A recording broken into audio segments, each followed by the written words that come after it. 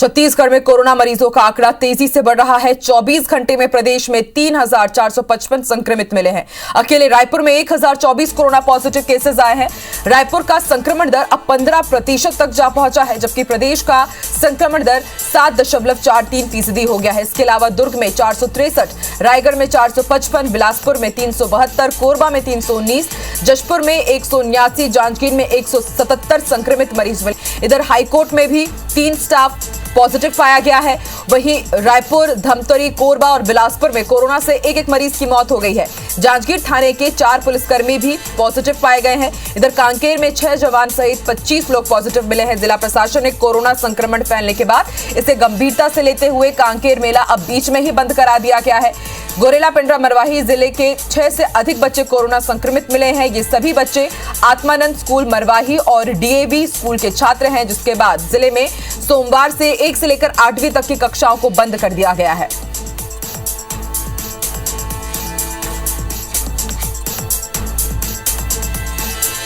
वहीं अगर बात की जाए मध्य प्रदेश की, तो कल से health care workers, frontline workers और 60+ के मॉर्बिड व्यक्तियों को अब कोरोना वैक्सीन की प्रिकॉशन डोज लगाए जाएंगे, जिसके लिए भोपाल जिला प्रशासन ने गाइडलाइन जारी कर दी है। गाइडलाइन के मुताबिक प्रिकॉशन डोज के लिए नए रजिस्ट्रेशन की जरूरत नहीं होगी। वैक्सीनेशन की जो आईडी पहले डोज के समय कोविन पोर्टल पर बनाई गई है, उसके जरिए केवल अपॉइंटमेंट लेना होगा। हालांकि जिन वरिष्ठ नागरिकों को बूस्टर डोज लगना है, उनके लिए ऑन स्पॉट भी ये सुविधा रहेगी। फिलहाल बूस्टर डोज केवल उन्हीं health care workers, frontline workers और 60+ कोमॉर्बिड को लगेगा, जिन्हें वैक्सीन का दूसरा डोज लगे कम से कम 39 सप्ताह या करीब 9.5 महीने या उससे ज्यादा का समय हो चुका है। 60+ के नागरिकों को बीमारी का सर्टिफिकेट दिखाने की जरूरत नहीं है, पर इन्हें डॉक्टर की सलाह पर ही डोज लेने के लिए कहा गया है।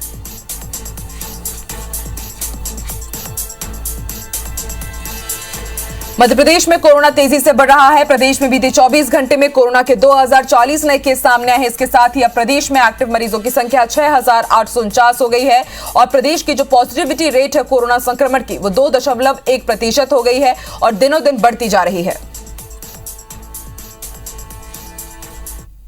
देखिए, अब प्रिकॉशन डोज कल से लगना शुरू हो जाएगा। हम हेल्थ वर्कर को और हमारे फ्रंटलाइन वॉरियर्स को प्रिकॉशन डोज लगवाएंगे।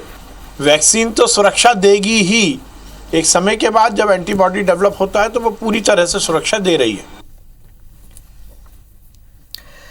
तो मध्य प्रदेश की बात हो या फिर छत्तीसगढ़ की बात हो, तेजी से कोरोना संक्रमण यहां पर बन रहा है और अब प्रशासन ने इसको लेकर सख्ती भी बढ़ा दी है। क्या कुछ इंतजाम है और कैसे हालचाल है मध्य प्रदेश छत्तीसगढ़ में कोरोना के, जानेंगे हमारे सहयोगी नीलम गुरवे से, जो इस वक्त भोपाल से हमारे साथ लाइव जुड़ गई है। ये मध्य प्रदेश के बारे में जानकारी देंगी। तो वहीं रायपुर से विनय भी हमारे साथ छत्तीसगढ़ की जानकारी देने के लिए लाइव जुड़ चुके हैं। सबसे पहले रुक कर लेते हैं विनय आपका। विनय, छत्तीसगढ़ में केसेस लगातार बढ़ते जा रहे हैं। रायपुर में जो पॉजिटिविटी रेट है वो तो 15% से ज्यादा पहुंच गई है और इसके साथ अब मंत्री या विधायक और श्रीचंद सुंदरानी भी कोरोना की चपेट में आए हैं। प्रशासन की तरफ से क्या कुछ सख्ती बरती जा रही है और एक बड़ा सवाल यह कि आम जनता कितनी जागरूक हुई है?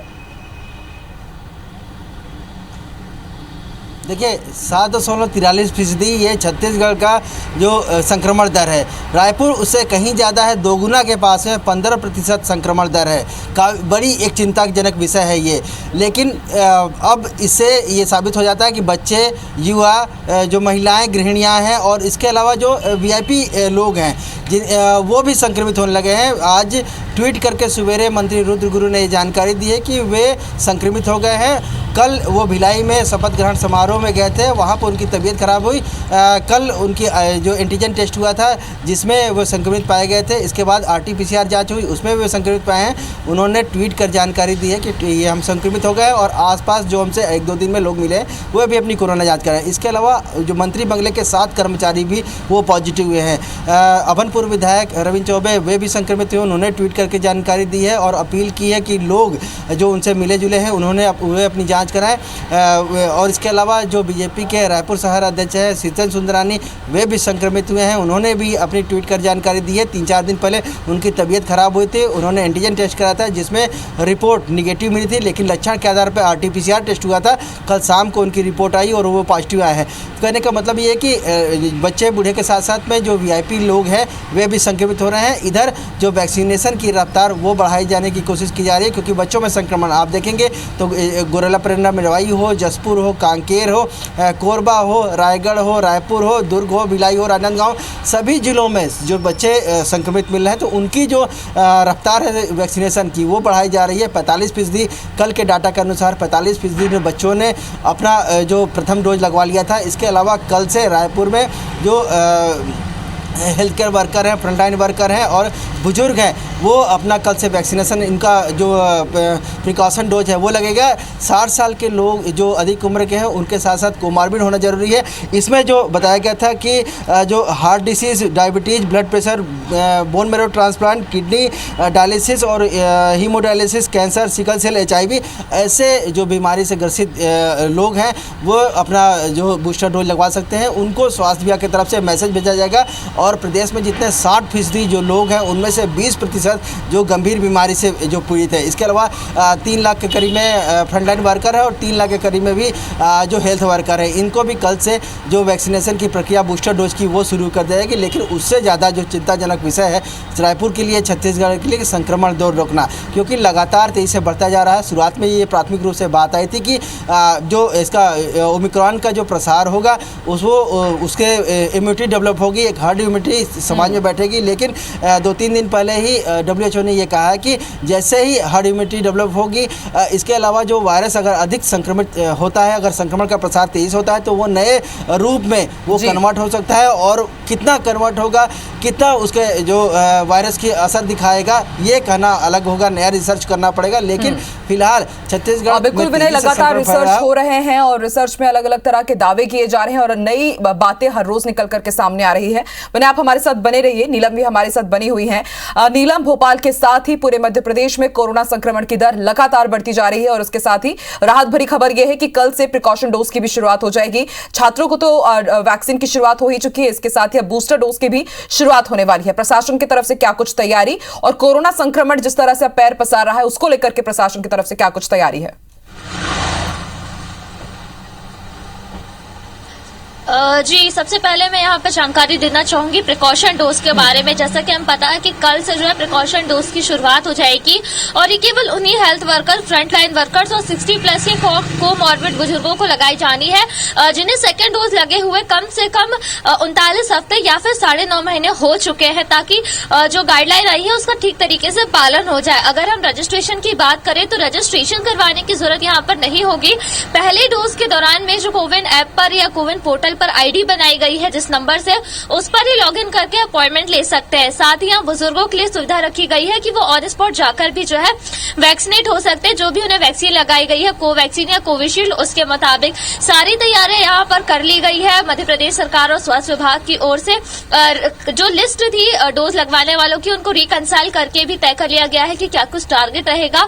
कल से यहाँ पर इसकी शुरुआत की जाने वाली है। गाइडलाइन पहले ही जारी करके सारी तैयारियां हर एक टीकाकरण केंद्र में की जा चुकी है।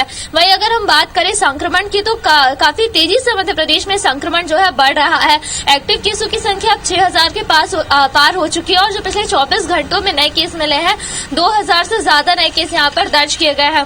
यहाँ पर चिंता वाली बात जरूर है क्योंकि देखिए राजधानी भोपाल में लगातार जो है डॉक्टर संक्रमित पाए जा रहे हैं।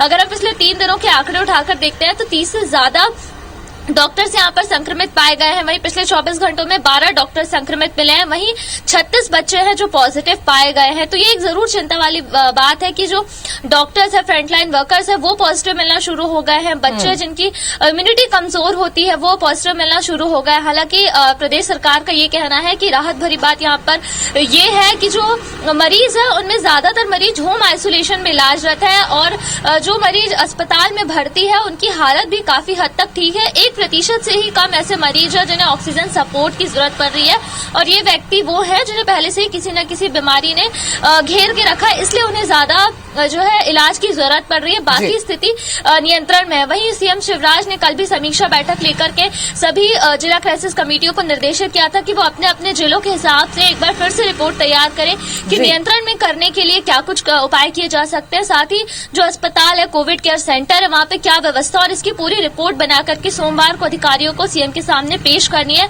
और उसके बाद जो है अगर प्रतिबंध बढ़ाने हो तो उस पर भी निर्णय लिया जा सकता है।